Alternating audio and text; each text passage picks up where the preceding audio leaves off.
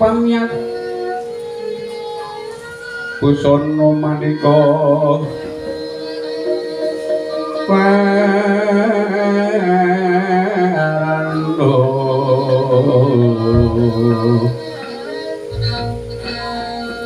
renggeng kencana redobro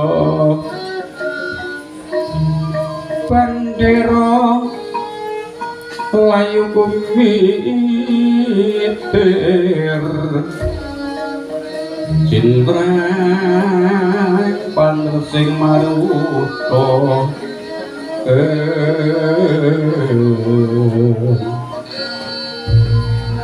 serena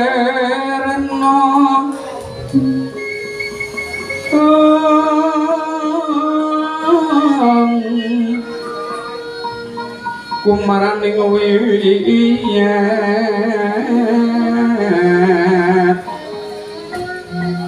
manyan kumepet ing dojo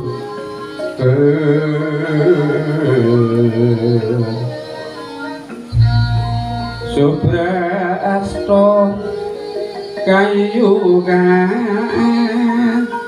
prapal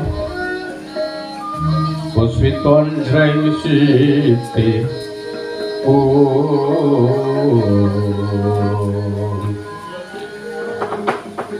ron maur katyuping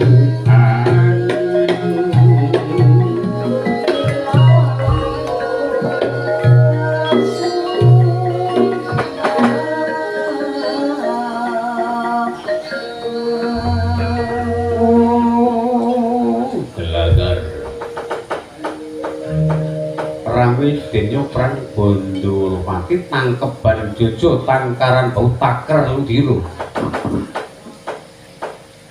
rikala semono nata mandura Raden Setyaki kali Desyut Daniro Sidra Sena Mergalayu kabeto Pendhita Durna arsa sowan oneng kayangan ngukir pidikan genti kang winarasita pinangka sambeting cinariton Ito Caka. Ing kono kagambaraken kayangan ngukir pidikan yo pasitran Gendewayit. Anenggih Sang Pandya pukulun Bathari Durga wis nampi pratanira ingkang wayah nata agung Astina Prabu Duryudana. Datan kantun perjineman Jaramaya ingkang wis nampi sasmita yen to kinarya prawadya bala saglaras papan sumene sakwetawis awit ing kono Sang Pandya nampi suwana keng wayah Prabu Jaka Pitana. Yen to kacandra mijil sang patrabaan katonku maranira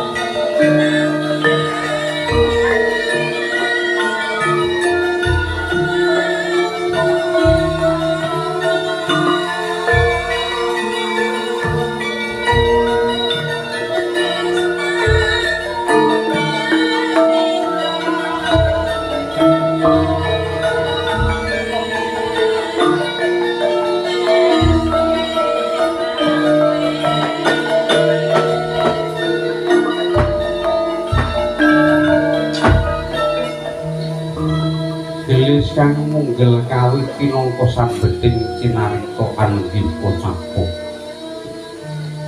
Ing kono adeging kanyangan pasetran Gondomayit. Ya winasan ing ukir pidikan. Najan jembare mung sak garing payung bebasan. Nanging yen to kacondro kalangkung gawat kaliwat lingit kepati-pati angker kagilo-gilo. Awit ing kono ana dewa. Dewa iki pinangka dadi tetungguling para jin setan priprayangan. Nglek-nglek balung ngatandak ilu-ilu banaspati. Pocong jerangkung warudaya nglansak panunggalanku. Sinten to dosa namanira kang pinangka dadi warisik anggih pocapo punika to Sang Pandya Batari Durga ingkang natkala semana nampi sowanira kang wayah Mercapada Prabu Duryudana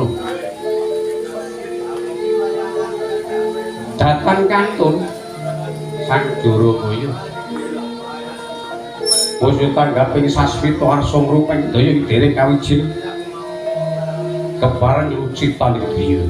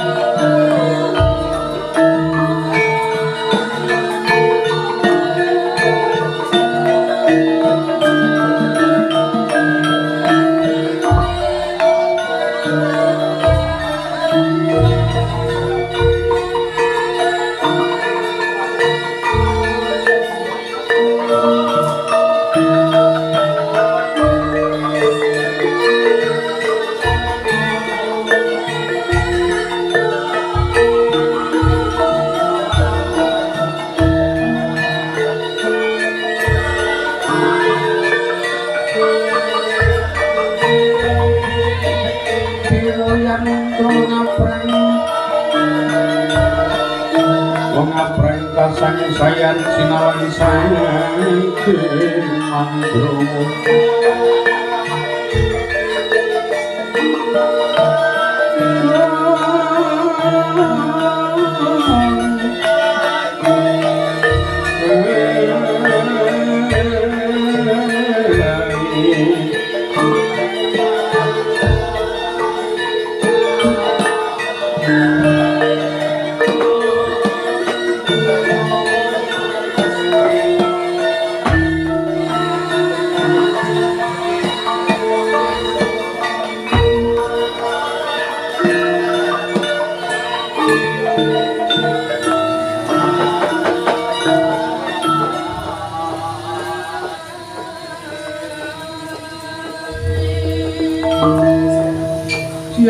Pantara Patri amung cipta pukul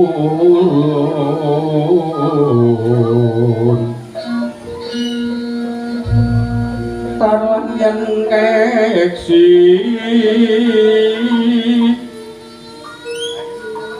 mila katur sang Cundha mandi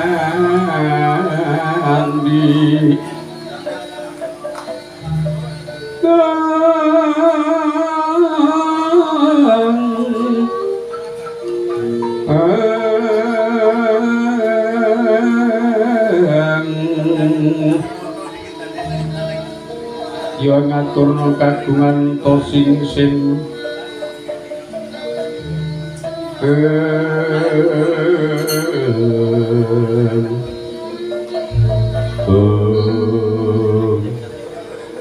Mulaten Sang Narapati Rama Dewaningsun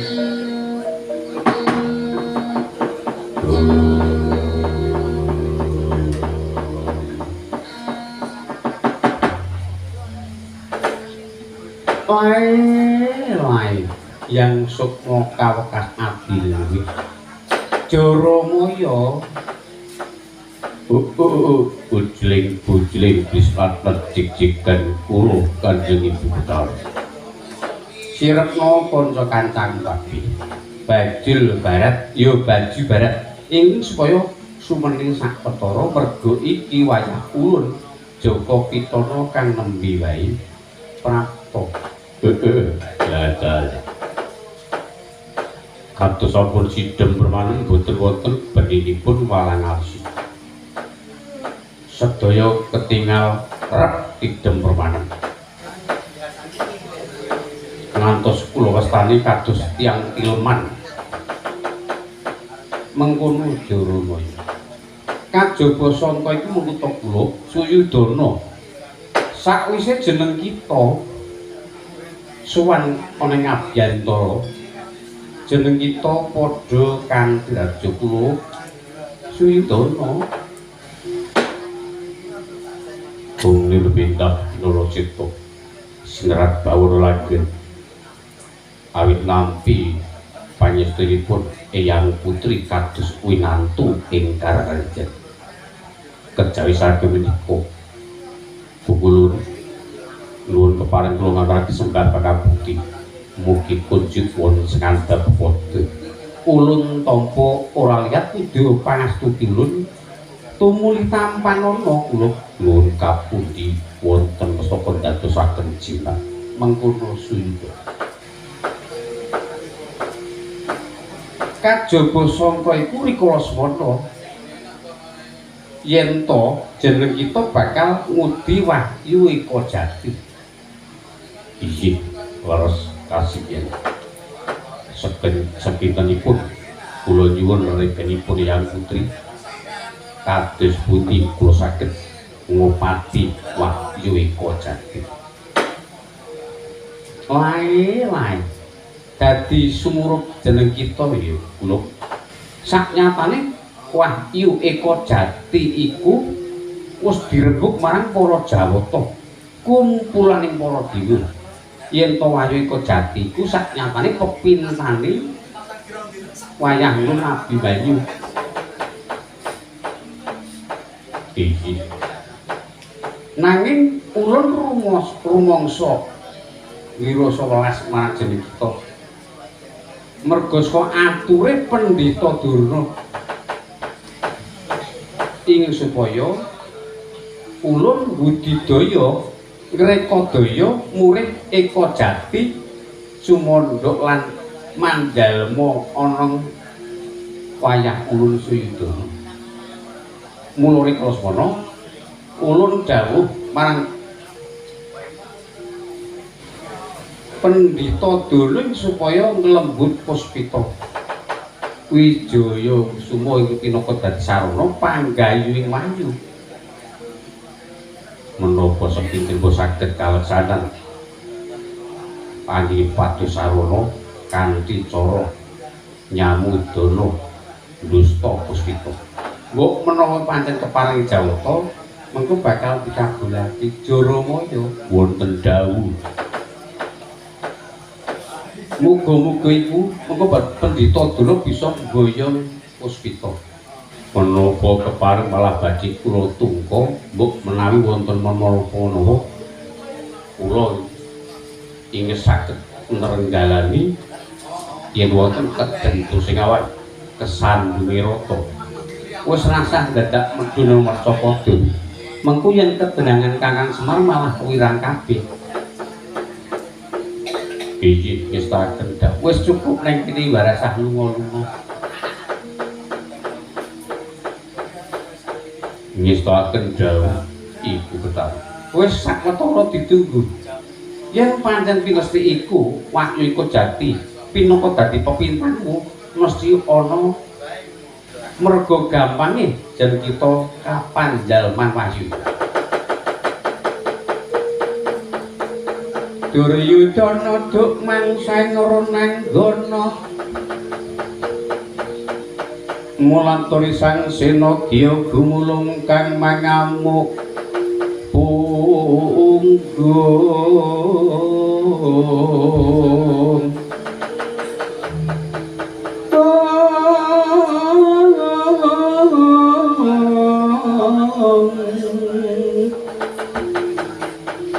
Pinujung risan sena amjuring tirta mijil saking wargya kekudung ganggeng kulawan lumut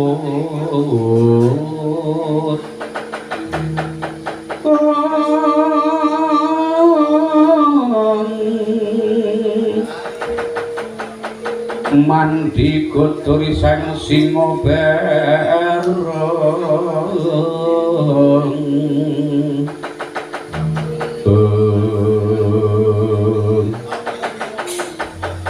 dhewe ngantos paripurna sabdaning sang Pandya Bathari Durga pocapo ing wasuwan ambeta puspita wijaya kusuma delasan gendhoga isi kuwanda kekalih nata Mandrapada Raden Setyaki minggah wonten patraban kayangan pasokan Pendhita Durga.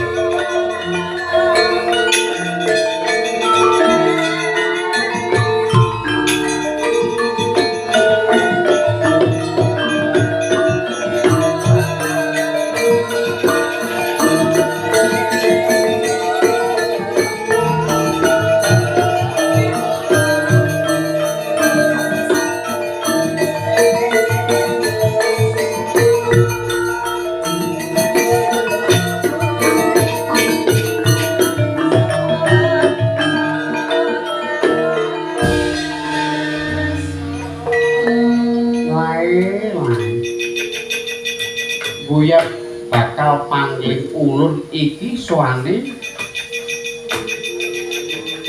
putraku Pendhita Durga. Oh, lho gondhok bubuduk mana-mana. Nggih Ibu Betari. Padha slamet Pangestu dalem Ibu Betari winantu Karahajan. Nakala tak utus lembut puspita Sampun wonten kasunyatanipun kula saged kelembat pusaka puspita Marata Coba ulun bakal priksa menika puspita. Monggo kula trinampi. Menika pinangka sarana panggayuning wahyu eka jati mengkono Pendhita. Namung kemawon Ibu.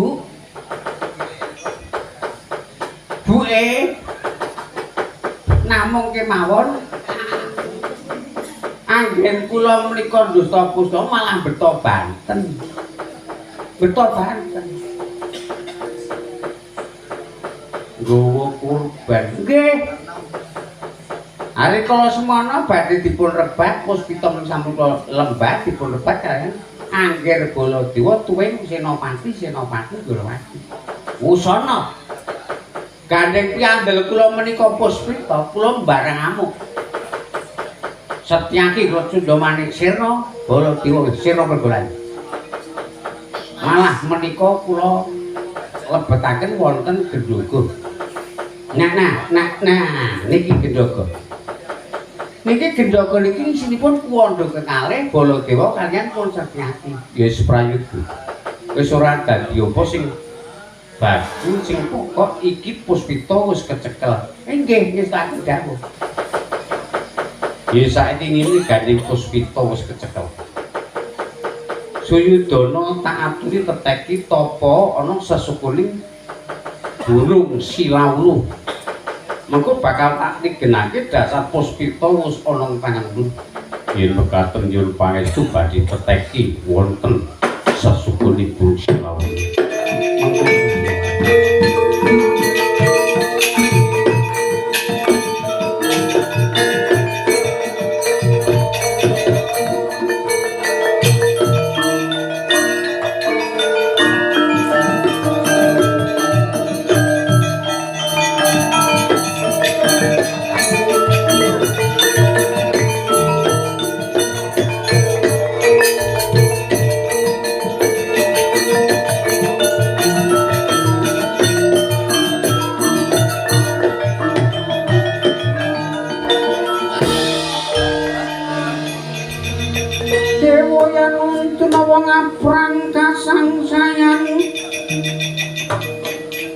Sinawang saking Mandrawa saking Mandrawa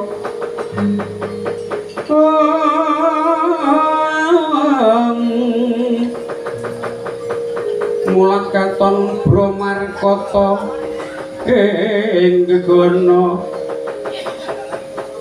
gegana katon mendung angedanu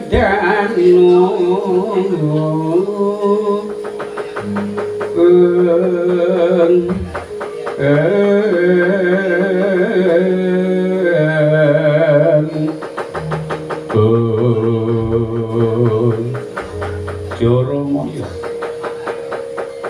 ulun bakal budidaya ingin supaya Abimanyu iku gagal anggone bangun kasarnya Tanjunganom lan ing supaya Eko Jati ora manjalma ana hagane Abimanyu.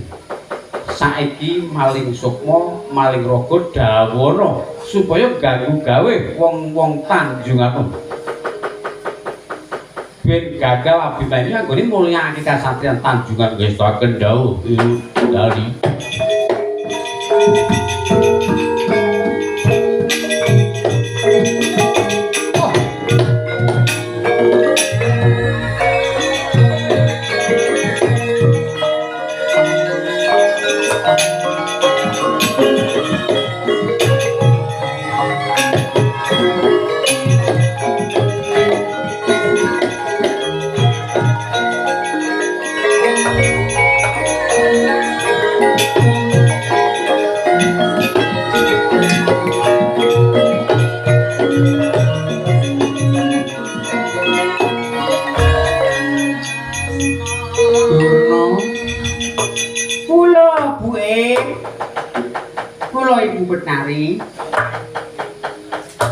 luwih prayoga gendhoga kang isi kuwanda Baladewa lan Setyaki bakal ulun cempluke kawah Candra Dimuka.